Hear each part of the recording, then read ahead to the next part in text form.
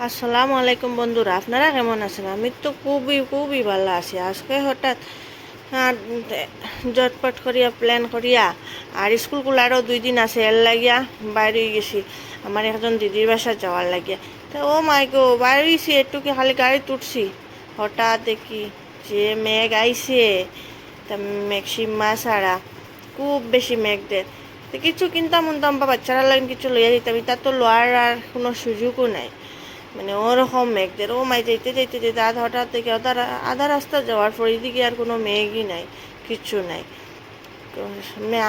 আকাশটা মেঘলা মেঘলা, কিন্তু মেঘও কিচ্ছু নাই। ওই দেখো যাইতে সময় তার বাড়ির এখানে একটা বিল পাওয়া যায়।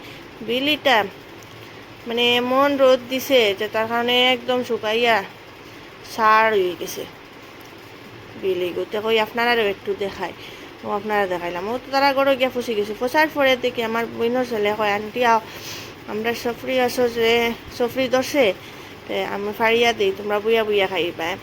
সবে লোকাল সফরি আছে গাছরা, আর তারার বাড়িতে কোনো ধরনের ফলের অভাব নেই। আমরা এখন তো সফরির দিন যাই, বড়োর দিন যাই, আমর মানে সব ফলর সিজনে সিজনে আমরা তারার ঘরে যাই।